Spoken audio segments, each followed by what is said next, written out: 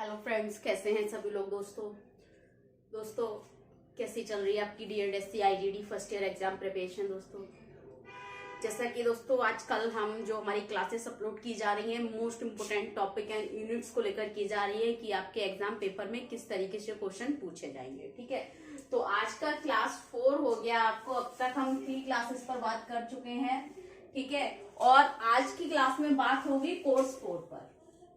ठीक है, यानी कि आपका पेपर 4 जो है कोर्स 4 पर बात करेंगे। कोर्स 4 में आज हम करेंगे most important topic and units for exam, यानी कि परीक्षा से संबंधित आपको सिलेबस में से क्या क्या पूछा जाएगा, सिलेबस के अकॉर्डिंग आपके कौन कौन से मोस्ट इम्पोर्टेंट टॉपिक्स रहेंगे और कौन कौन से मोस्ट इम्पोर्टेंट यूनिट्स रहेंगे जिससे क्वेश्चन तैयार किए जाते हैं। ठीक है, और प्रश्न किस तरीके से आते हैं, किस तरीके से प्रश्न पूछे जाते हैं और कौन से प्रश्न 5 नंबर के लिए मोस्ट इंपोर्टेंट है, कौन से प्रश्न आपके 10 नंबर के लिए महत्वपूर्ण रहेंगे। ठीक है, चलिए स्टार्ट करते हैं दोस्तों। तो यूनिट फर्स्ट पर आ जाइए, पेंसिल और अपना सिलेबस खोल लीजिए। और अगर किसी को स्क्रीनशॉट लेना है इसका, क्योंकि कल एक कमेंट आया था मैम आप स्क्रीनशॉट के लिए टाइम नहीं देते हैं, तो आपको 2 सेकंड मिलेंगे स्क्रीनशॉट के लिए। अगर आप स्क्रीनशॉट लेना चाहते हैं तो ले सकते हैं।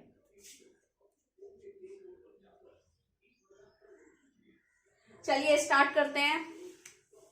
यूनिट 1 कोर्स 4 पे, यूनिट 1 पे देखिए आप। यूनिट 1.1 देखिए। यूनिट 1 का 1.1 जो है उसमें टॉपिक दे रखा है, उससे रिलेटेड प्रश्न है। देखिए, विकास एवं वृद्धि की अवधारणा, परिभाषा स्पष्ट करते हुए विकास के सिद्धांतों की विवेचना कीजिए। सबसे पहले बता दिया जाए, ये प्रश्न आपको 10 नंबर में देखने को मिलेगा ही मिलेगा।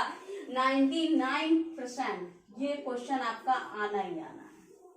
ठीक है, विकास एवं वृद्धि की अवधारणा का मतलब कॉन्सेप्ट बताना है आपको इसमें। ठीक है, तो विकास की अवधारणा पूछी है, परिभाषा पूछी है।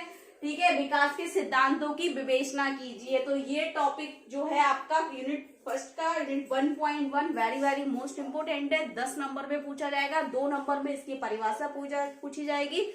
विकास को परिभाषित कीजिए, वृद्धि को परिभाषित कीजिए। ठीक है, या विकास से संबंधित बहुत सारे प्रश्न हैं आपके जो 1 नंबर में 2 नंबर में पूछे जाएंगे। वो मैं अलग से आपको प्रश्न और उसके मतलब क्वेश्चन आंसर दोनों ही अपलोड करूंगी क्लासेस जल्दी ही उसकी।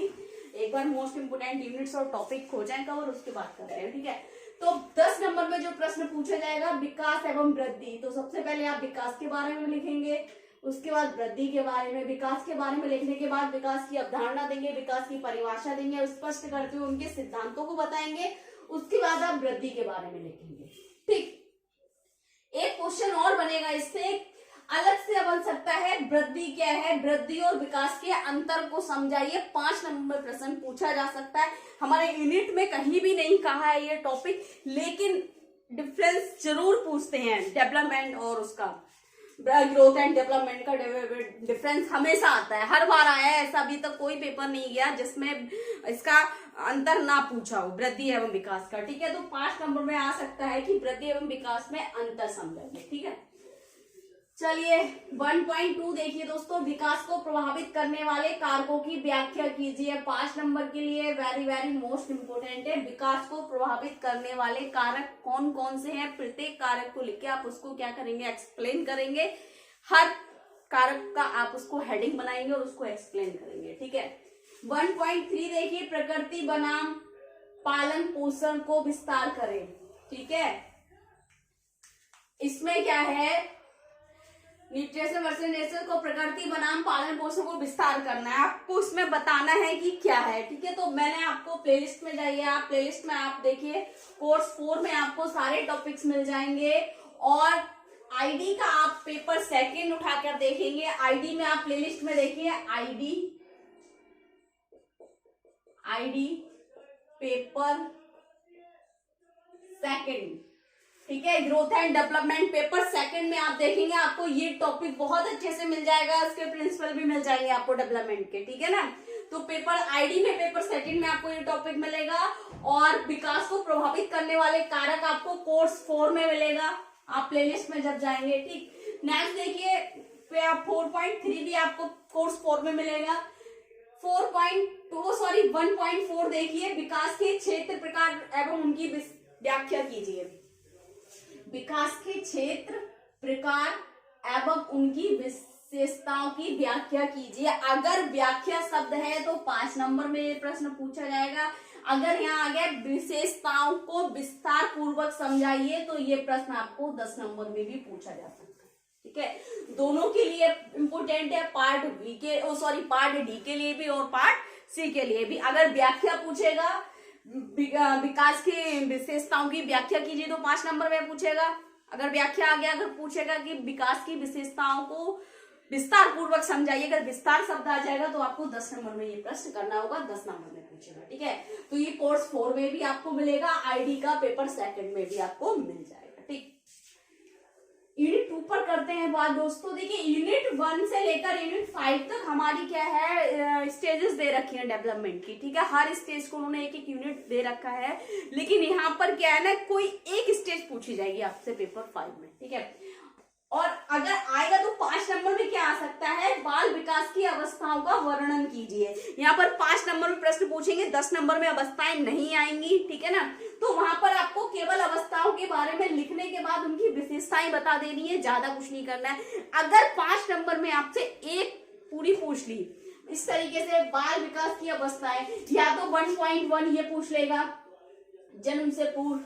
ठीक है, प्रीनेटल हो गया आपका, शैशवावस्था ये पूछ लेगा आपसे। ठीक है, बाल्य अवस्था, अर्ली चाइल्डहुड पूछ लेगा। ठीक है, लेट अर्ली चाइल्डहुड पूछ लेगा। तो इसमें से कोई एक आ जाएगा, चाहे वो यूनिट 1.1 पूछ ले, यूनिट 1.2 पूछ ले, 1.3 पूछ ले, 1.4 पूछ ले, या 1.5 आ जाए। ठीक है, और उसमें से भी आपको पूरा एक्सप्लेन करना पड़ेगा, बाल विकास के बारे में बताएंगे, किसी एक अवस्था को आप एक्सप्लेन करेंगे। अगर 5 नंबर में पूछता है तो आपने क्या करना है, जैसे शैशवावस्था के बारे में पूछ लिया, आप जन्म से पूर्व अवस्था को पूछ लिया, तो आप उसकी जितने भी स्टेज, जितने चरण होते हैं, उनकी विशेषताएं क्या होती हैं, वे सारी आपको बतानी है।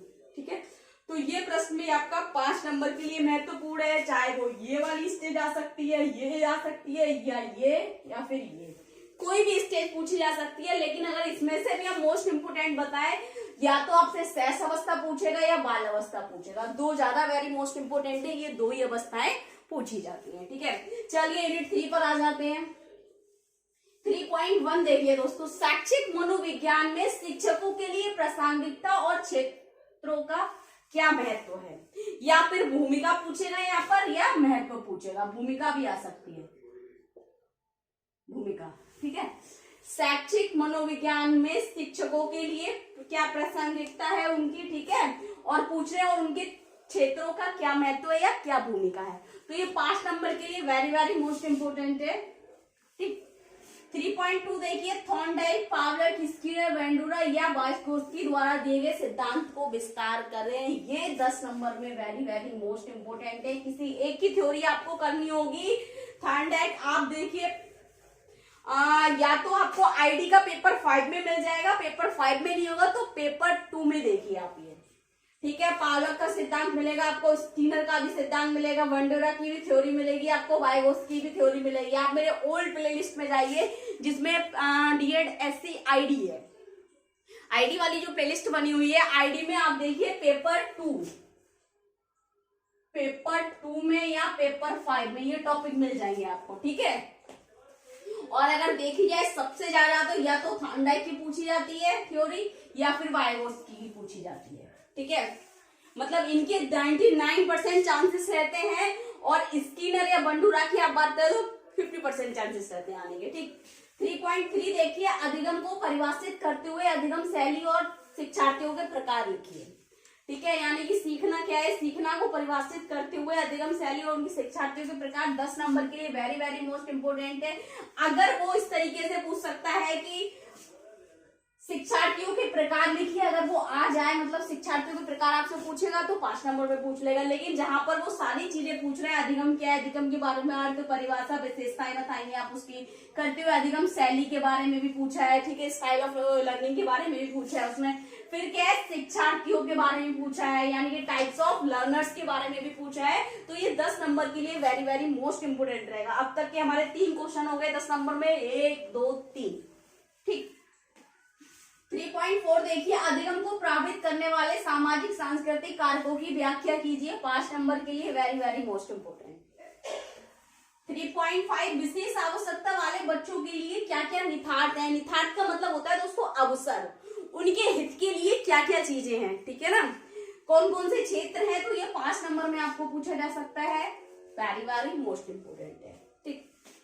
यूनिट 4 देखिए दोस्तों, 4.1 ध्यान का अर्थ यानी कि attention, concept meaning of attention यानी कि ध्यान का अर्थ, परिभाषा और कक्षा में ध्यान को प्रभावित करने वाले कारकों की व्याख्या कीजिए। 5 नंबर में प्रश्न आ सकता है, 2 नंबर में भी इसकी परिभाषा पूछी जा सकती है। तो मैंने टॉपिक करा दिया है, ठीक है। अब तक का मैंने 4.1 भी करा रखा है और 3.5 भी मैंने करा रखा है और आपका 3.4 भी करा रखा है, 3.3 भी करा रखा है।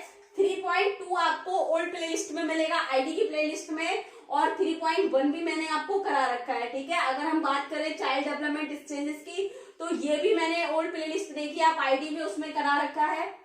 और इसमें कोर्स 4 में नहीं कराया है मैंने, आईडी की भी अगर आप प्लेलिस्ट देखेंगे पेपर 2 में तो आपको मिल जाएगा, ठीक है। 4.1 विकास के क्षेत्र, ये भी करा रखा है मैंने, और 1.4 भी करा रखा, 1.3 भी करा रखा है, और 1.2 ये भी करा रखा है, 1.1 भी करा रखा है, ठीक। जो टॉपिक नहीं करा रखा है मैं आपको बताऊंगी, और क्या है उनको कोशिश करेंगे कि एग्जाम से होने से पहले पहले आपको वो क्लियर करा दिए जाए। यूनिट 2 में अगर हम बात करें बाल विकास की अवस्था है, तो इसमें से मैंने आपको कोई टॉपिक नहीं कराया है, कोई स्टेजेस नहीं बताई है आपको डिटेल में। तो आप आईडी का पेपर प्लेलिस्ट में जाइए, उसमें देख लीजिए, पेपर 2 में आपको मिल जाएगा, जो मोस्ट इंपोर्टेंट स्टेज होगी वो आपको उसमें मिल जाएगी, ठीक। चलिए हम यूनिट 4 पर बात कर रहे थे ना। 4.2 देखिए, धारणा की अवधारणा यानी कॉन्सेप्ट ऑफ परसेप्शन, धारणा की अवधारणा स्पष्ट करते हुए धारणा को प्रभावित करने वाले कारक लिखिए। 5 नंबर में वेरी वेरी मोस्ट इंपोर्टेंट है। अब बात आती है, दोनों ही टॉपिक एक से हैं, या तो ये आएगा या तो ये आएगा, तो दोनों ही टॉपिक बहुत ही ज्यादा मोस्ट इंपोर्टेंट है, दोनों में से कुछ भी आ सकता है, आपको दोनों ही प्रिपेयर करने हैं, ठीक है। 4.3 देखिए, स्मृति का अर्थ यानी कि मेमोरी का अर्थ या मीनिंग ऑफ मेमोरी, परिभाषा पूछी है, प्रकार भी पूछे, स्मृति को बढ़ाने की रणनीतियां 10 नंबर के लिए वेरी वेरी मोस्ट इंपोर्टेंट है, ठीक है। जहां 3-4 चीजें एक साथ पूछ ली, अर्थ भी आप उसका बताएंगे, कम से कम आधा 1 पेज हो जाएगा, परिभाषा के बारे में बताएंगे, फिर उसके प्रकार लिखेंगे, उनके बारे में बताएंगे, फिर स्मृति को बढ़ाने की कौन कौन सी रणनीतियां यूज करते हैं हम, इस तरीके से आपको प्रश्न पूछ रहा है, तो 10 नंबर में आपको ये आ सकता है। 4.4 देखिए, गार्डनर का बहुबुद्धि सिद्धांत बहुत अच्छे से एक्सप्लेन कर रखा है, आप पेपर 5 में देखिए आईडी की प्लेलिस्ट में, ठीक है। पेपर 5 में, पेपर आईडी का आप देखेंगे प्लेलिस्ट, पेपर 5 में आपको मिल जाएगा ये, ठीक। 4.5 देखिए, प्रेरणा क्या है यानी कि मोटिवेशन क्या है, इसको प्रभावित करने वाले कारकों को लिखिए, ज्यादा इंपोर्टेंट नहीं है, हो सकता है 2 नंबर में आपको ये परिभाषा पूछ ले, अभिप्रेरणा या प्रेरणा क्या है, ठीक। यूनिट 5 पर आ जाइए दोस्तों। 5.2 बच्चों में कौन सी सामान्य व्यवहार संबंधी समस्याएं होती हैं, तो बहुत अच्छे से मैंने करा रखी है, आप आईडी का पेपर 5 देखिए, उसमें आपको मिल जाएंगी, ठीक है ना। उसमें आपको प्रॉब्लम बिहेवियर जो होते हैं बच्चों में, नॉर्मल प्रॉब्लम बिहेवियर जो होते हैं, उसमें आपको आईडी का पेपर 5 देखिए, उसमें ये टॉपिक मिल जाएगा आपको, ठीक है। मैंने अभी नहीं कराया है आपको, लेकिन ये टॉपिक अभी मैंने आईडी में कराया था लास्ट ईयर, तो आपको अच्छे से मिल जाएगा, और ये टॉपिक मोस्ट इंपोर्टेंट है, ठीक है ना, बच्चों की समस्याओं से संबंधित है, इसलिए पूछा जा सकता है। 5.3 देखिए, व्यवहार का कार्यात्मक विश्लेषण कीजिए, ये आपको आईडी 5 में भी मिल जाएगा, प्लेलिस्ट में आईडी का पेपर 5 जो उसमें भी मिल जाएगा। दूसरा एक मैंने उसमें, आप प्रैक्टिकल वाली जो प्लेलिस्ट में जाएंगे तो उसमें बिहेवियर मैनेजमेंट मैंने जिसमें किया है, ठीक है ना, उसमें भी आपको मिल जाएगा। बिहेवियर मॉडिफिकेशन की एक प्लेलिस्ट है अलग से प्रैक्टिकल में, तो उसमें भी आपको ये टॉपिक मिल जाएगा, ठीक है, जिसमें एबीसी मॉडल का यूज करते हैं, एंटीसीडेंट, कॉन्सिक्वेंस और ABC एंटीसीडेंट, बिहेवियर, कॉन्सिक्वेंस, ठीक है ना। पूर्ववत क्या था, व्यवहार क्या घटित हुआ, उसका परिणाम क्या निकला, वही चीज है, कार्यात्मक विश्लेषण करना है हमने यहाँ पर, ठीक है, तो वो मैंने पूरा करा रखा है। और ABC करके भी आप अगर गूगल पे, यूट्यूब पर आप सर्च करेंगे ना, ABC इन हिंदी या ABC मॉडल क्या है, तब भी आपको मेरी वीडियो मिल जाएगी, आप उसमें देख सकते हैं, मैंने बहुत अच्छे से इसको एक्सप्लेन कर रखा है ABC मॉडल को, ठीक है। या ABC मॉडल आप यूट्यूब पर डालेंगे इन हिंदी तो आपको आ जाएगा टॉपिक, ठीक। और बहुत ज्यादा मोस्ट इंपोर्टेंट है, 5 नंबर में पूछ सकता है। 5.4 देखिए, व्यवहार प्रबंधन की तकनीकें लिखिए। व्यवहार प्रबंधन की क्या क्या तकनीकें हैं, तो ये भी आपको किसमें आईडी का पेपर 5 जो है ओल्ड प्लेलिस्ट उसमें मिल जाएगा टॉपिक। 5.5 देखिए, समावेशी और विशेष कक्षा में विशेष आवश्यकता वाले बच्चों के व्यवहार में सुधार की रणनीतियां लिखिए या नीतियां लिखिए। यहाँ पर इंक्लूजन की बात हो रही है और ट्रेंड में इंक्लूजन चल रहा है, तो ये टॉपिक आपका आ सकता है 5 नंबर के लिए, मोस्ट इंपोर्टेंट है यूनिट 5 से।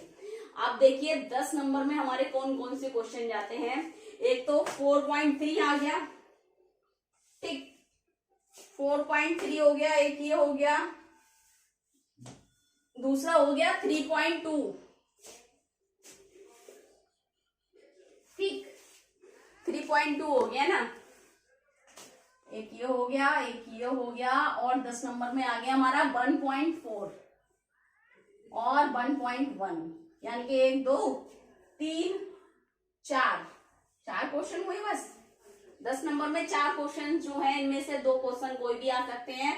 अगर हम बात करें जो 2 क्वेश्चन आपको इस पेपर से रिलेटेड, इस कोर्स से यानी कि कोर्स से रिलेटेड जो आपको पूछा जाने वाला है या जिसके चांसेस रहेंगे, देखिए दोस्तों सबसे ज्यादा चांसेस जिसके रहेंगे 99 पॉइंट, अगर 9 की बात करूं दोस्तों तो सबसे 1.1 वेरी वेरी मोस्ट इंपोर्टेंट है, ठीक है। उसके बाद आपको किसी एक की थ्योरी पूछ सकते हैं, ठीक है। विकास के क्षेत्र भी आपको हो सकता है 1.1 में ही ऐड कर दें, ऐसा प्रश्न आपको पूछ लेंगे मिक्स करके, ठीक है। तो ये दो टॉपिक या यूनिट जो हो गए जो आपको बहुत ही ज्यादा मोस्ट इंपोर्टेंट है। स्मृति का अर्थ हो सकता है आपको ना पूछे, रणनीतियां एक साथ ना पूछे, केवल स्मृति को बढ़ाने की रणनीतियां लिखिए, इस तरीके से आ जाएगा 5 नंबर में। तो 50% के चांसेस है, क्योंकि इसका टॉपिक जो उसमें बहुत सारी चीजें दे रखी है, अगर इसके अकॉर्डिंग उन्होंने अगर क्वेश्चन बनाया तो आ सकता है। अगर ऐसे नहीं बनाया, अगर केवल ये बताता है स्मृति क्या है उसके प्रकार को समझाते हुए स्मृति को बढ़ाने की रणनीतियों की व्याख्या कीजिए, विस्तार कीजिए, ठीक है ना, तो 5 नंबर में पूछेगा, 10 नंबर में नहीं पूछेगा, मुझे नहीं लग रहा है, लेकिन मे भी हो सकता है, पूछ भी सकता है, तो आप अपनी प्रिपरेशन करके जाएं, ठीक है। तो ये 2 टॉपिक ऐसे हैं जो 10 नंबर के लिए वेरी वेरी मोस्ट इंपोर्टेंट हो गए, ठीक है। सॉरी, एक ये भी आपका 10 नंबर के लिए 3.3, ये देखिए, अधिगम लर्निंग को परिभाषित करते हुए अधिगम शैली और शिक्षार्थियों के प्रकार लिखिए, और इसमें शिक्षार्थियों के प्रकार के साथ साथ क्या पूछेगा आपसे, यहाँ पर विशेषता पूछ लेगा, प्रकार एवं विशेषताओं को विस्तार करें, ठीक है। तब ये टॉपिक आपको 10 नंबर में पूछ लेगा। तो ये 3 टॉपिक ऐसे हैं जो पार्ट डी के लिए मोस्ट इंपोर्टेंट है। पार्ट डी में आप पता है आपको 20 क्वेश्चन, 20 नंबर आप खींचते हैं, अगर 20 नंबर का प्रश्न अच्छा करके आते हैं, यानी कि 70% आपने अपने पेपर को अचीव कर चुके हैं। तो दोस्तों जो मोस्ट इंपोर्टेंट क्वेश्चन थे 10 नंबर के, 5 नंबर के मैंने आपको बता दिए। 2 नंबर के जो रहते हैं हमारे पार्ट ए और पार्ट बी की बात करें तो बहुत जल्द मैं आपको क्वेश्चन लेके आने वाली हूँ। बाकी इसके अलावा अगर आपको कुछ समझ नहीं आ रहा है, कुछ डाउट लग रहा है, कुछ पूछना है, तो कमेंट बॉक्स में जाके कमेंट करें। ज्यादा से ज्यादा वीडियो लाइक करें, चैनल को सब्सक्राइब करें, बेल आइकन को प्रेस करें ताकि नेक्स्ट आने वाली क्लास आप तक पहुंचती रहे। दोस्तों thank you so much, all the best.